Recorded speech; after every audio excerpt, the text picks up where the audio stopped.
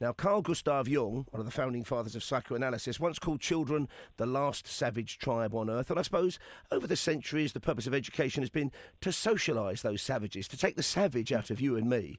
But in the past few decades, there's been more and more debate about whether the pendulum swung too far. We hear phrases which I'm not keen on, like cotton wool kids. People say they're overprotective in some cases of children. We hear bizarre stories about children maybe having their adventurous kind of instincts curtailed. So I was delighted to be told about a remarkable new book called Forest School Adventure. The authors are Naomi Walmsley and Dan Westall, who have 2 daughters between them. Dan's got another child as well, a grown-up daughter, and they join us now to tell us about basically what the papers have called pushing the caveman back into the classroom, or taking the cavemen, the boys and girls, out of the classroom. Good morning, Naomi, and thank you so much for doing this for us.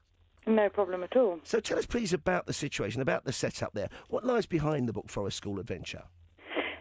Well, Dan and I run a business called Outback to Basics, where we get children to play outside and do Stone Age activities, which could involve anything from making stone tools to making bread without pots and pans to sitting by a tree or generally hunting mammoths.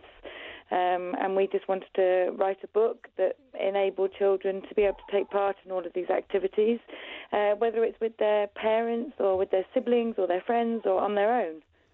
You see, I think I was born 40, 50 years too late, because when I was 9 or 10, I became obsessed with the Stone Age. I can't remember what novel I read. It was probably Stig of the Dump and a couple of more true-to-life ones. And I would desperately try and fashion my own flint arrowheads. I'd try and find stones that were like knives and tie them to kind of sticks as primitive spears. And I wasn't alone. All of my mates did that. But when we went to school, if we ever tried to do that, we got into big trouble. So it's like you're following some of our almost primal instincts with your project. Yeah, absolutely. It's in all of us, really, to be able to pick up a stick or a stone and use our imagination as to what that could be used for. So we're basically just allowing children to bring that all back into the modern world, really. But how did you and Dan unleash your inner caveman? Because obviously you've got to get back in touch with those kind of skills. We may be born with a drive to try and find them, but we're not born with those skills, are we? No. Well, Dan and I had been teaching bushcraft and survival skills for a few years, and we both felt like we just wanted to have a bit more of authenticity to our teaching, so that when we taught, we weren't just saying, you maybe could do this if you were cold, you could do this if you were hungry, because we've read it somewhere. We decided that we wanted to go and learn a little bit more about how you actually would live in the wild. So we went to America about 6 years ago to go and learn some primitive skills from a wonderful lady who lived in the woods. And we learned for about 4 or 5 months primitive skills, anything from making clothes out of buckskins, making the leather itself, making pots from clay we got from the earth, how to forage, how to prepare food, how to hunt, how to make tools, everything we needed to know. And then on the last month, she said, right, you're ready, off you go into the wild, leave all of your modern kit behind, apart from a journal, a pencil and a camera. And we ventured out into the wilds of eastern Washington, and we lived out like cave people for a month. What did you eat? Was it all nuts and berries and stuff? It was a lot of nuts and berries, although we weren't so lucky with the berries because the bears tended to... the bears? The bears? The berries before us, yes, they loved the berries. Oh, dear. So it was a lot of food that we had prepared beforehand. So we had processed a buffalo, so we had a lot of dried meat. We had a lot of dried fish. We did fish when we were out there. We hunted a little bit for squirrel and grouse when we were out there. And we lived off what we caught, and we ate when we were hungry, and we never really went hungrier than I am between breakfast and lunch, realistically. So what was weird was many years ago I did a rubbishy TV show to get money to pay a tax bill called Micro Celebrity Fat Club. It was called Celebrity Fit Club, but actually the nutritionist on that said the best and most effective diet for human beings. He called it the caveman diet, and he said, the paleo diet. Eat when you're hungry, and don't eat anything after sundown because you wouldn't have been able, you wouldn't have taken the risk of being out in the wild eating. You'd have climbed a tree or got in a cave or something, and that's what we're almost engineered to do. This sounds like an immersive experience It to you was, two? and to be honest, the paleo diet was the best diet that we've ever been on. We felt vital. It was the only word that I could use to describe us. We were lean. Our senses were all, on fire. Really, we climbed mountains in bare feet and didn't really realise how we got up there. And we were fit. I've suffered with back problems for years and years, and yet carrying a 50-pound pack, walking every day with bare feet, I didn't struggle at all because it was just an amazing diet. We were healthy. No, I mean, let me tell you, when the zombie apocalypse hits or the next ice age, I want to be in your tribe. Will you have me? I'll help you carry the pack. I'll do my best for you. Wow, this is amazing. And did you not miss the old Cro-Magnon beer or wine? Yeah. We were looking forward to a beer when we came out, for sure. Okay, I wonder if you can pass the phone over to Dan, if you wouldn't mind, for the time being. Thank you very much indeed for that. Let's say good morning now to Dan Westall. Okay, wow, what a remarkable journey you've been on, Dan. So how have you put that into practice back in this country? And I mentioned the book Forest School Adventure. How have you put that into practice, and what is the book actually about? Well, the book's about getting young children out and about in the woods and actually just sort of connecting with their hands and their environment, doing crafts, getting them away from computers and being indoors, and just giving them that confidence to play outside. And, it's a culmination of, I suppose, what we've been working in the industry for about 10 years, working with kids, and it's all that experience and knowledge from our Stone Age adventures to doing bushcraft courses and just putting it into a book where kids can access it and go look at some pictures, read some steps on how to do stuff, and then give them the confidence to go and play outside. And Naomi mentioned Outback to Basics. I presume that's still running, is it? How can people find out more about that? So Outback to Basics, www.outbacktobasics.co.uk. Yeah, it's our business that we teach mainly Stone Age education to schools. We also do bushcraft courses and residential camps where schools come in and they stay over for up to 5 days, where they basically look after themselves in tents or sleep out in shelters that they build, and they basically just become quite feral in the woods and really, really enjoy it. It's the difference. You give a kid a stick and you can play with that for hours, and they will love that. And that's the transition that we like to see, because lots of kids play on their computer games, and that's all they know. And then they come out and you give them a stick and they just ride around swords, lightsabers, and then you give them some knives and tools to use in a safe manner, and they can carve, butter knives, they can build shelters, and they just generally have, they just be kids in the woods. It's what we sort of aim for. And what kind of ages are we talking, Dan? So the youngest we have is probably about 6 up to just before secondary school, so 11 years of age is sort of the age group we work with. So I must say this is ringing so many bells with me, because again, in my primary school years, before I went to comprehensive, we were always forming little gangs, making dens, trying to start fires out in the woods near where I lived on the edge of Epping Forest, always, as I was saying to Naomi, making little spears, trying to kind of cut things like arrowheads from flint.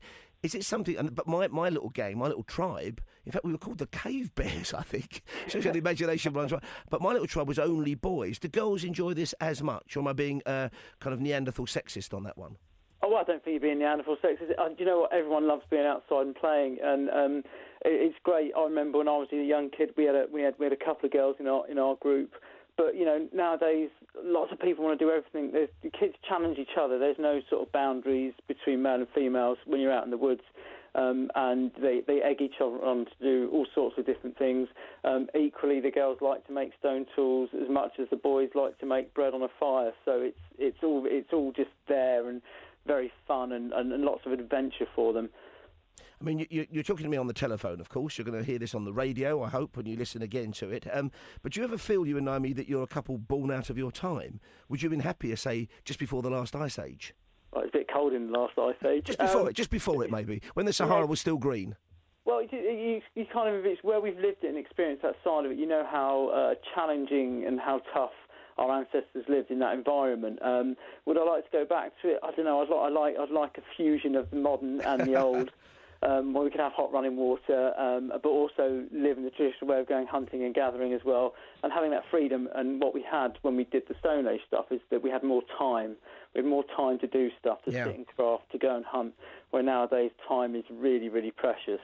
I mean, that's the thing, isn't it? That's the different thing that people talk about. Each generation has a different word for it. At the moment, it seems to be mindfulness, but that's certainly something all of us get, even from just at a very basic level, say, taking your dog for half an hour's walk when you've left your phone in the glove compartment of your car, because actually it is just you and the elements, no matter where you are. Yeah, that's right. You find with people, we had people on our courses where we used to run turn deerskin into leather, which is a 3-day really hard course really physical. And we had one lady on it, her comment was at the end of it, "Thank you for letting me switch off. Thank you for, this was the most relaxing course I've been on." And it's because she left her phone in the car and didn't have any contact with the outside world. Yeah. And it's giving those people that time back, which is really hard to find. And once you give them that little bit of time, they're really appreciative of it. So it's not just the kids who have the fun on this one, and you do courses for adults as well, do you? Yeah, we do. Not as many. I run lots of one-to-one stuff, so I have people come along who want to learn for 1 day, 2 days or 3 days, and we just teach them whatever bushcraft or survival skills they want to sort of enhance or start from scratch, you know. So we do that as well, but not as much as working with the schools. Do you use things like slings or primitive catapults, that kind of thing as well? Do they learn about that kind of thing? We do. We make spears. We make spears. Whoa! Oh, this is like my dream come true, Dad. Well, you should come along on a course. You know, I'm so tempted. I'm amazed that you're not called in as advisors for some of those kind of, for survival programs like The Island or something, because you get people to have it taped if they came on your course. Well, it'd be great fun. I've fortunately enough have worked on some of those programs out in America and done a few bits like that. So I have been called in on that stuff. It is a lot of fun. But it's just like anything. What we do is when people come on our courses, it's finding that inner child and just having lots of fun, making spears and running around the woods and play, and just making it accessible for everybody. So the book's called Forest School Adventure. You've done a fantastic thing by sharing your expertise. And for you, how important was that immersive experience in America, in the woods of Washington? Doing the immersion in America was really important. I went out there. It was a few years ago now. I went out there with the energy of wanting to learn all these skills and become that real man skills of living in the wild man in the woods. But what it did actually, it knocked my ego out of me. It dropped my ego from being the best at firelighting, being the best at this, and it actually humbled me and made me realise how important nature is and the environment is to us. And it gave me that real sense of being in place. And I didn't realise how it was a rite of passage. I was 30 at the time, so it was a rite of passage for me. It transitioned me into being this sort of young male wanting to do this real manly stuff, and turned me into a guy who actually just wanted to appreciate and share these skills so everyone can do it. And that's how I think the book was really born then, Forest School Adventures, because it just shows that we want to give it to everybody. I wonder if I'd have a quick word with Naomi, unless the baby, because you've got a 19-month-old as well, as well as your older daughter. Is she still around? She's still around yet. The little one's fast asleep. The oldest one's, I don't know what she's doing, and the 6.5-year-old is fast asleep in bed too. But it's been a pleasure to talk to you. I'll have a final word, if I may, with Naomi Walmsley there, and Dan Westall, who wrote that remarkable book. It's called Forest School Adventure, and look up Back to Basics if you're tempted to get your children or yourselves involved in this. Naomi, so it sounds like you two are living the dream. Have you got any plans to kind of go back on some kind of immersive experience? Would you ever be tempted to live, say, 3 months of the year in the wild, 3 months of the year with a fridge full of beer? That sounds great. We've always planned that we'll take the younger kids back to America and do another immersion with them. We want to be able to share that with them, and we want to be able to teach them that life can be simple as well as, you have to work for it, you have to work for your food, and we want to be able to teach them a bit more about the larger world around them, really. So one day we hope to go and do that again with them. May I say you two are an absolute joy and an inspiration. Love to you and the family. Naomi Walmsley there, Walmsley, and Dan Westall. The book's called Forest School Adventure, and the programme they run is called Back to Basics. Sign me up. On Talk Radio.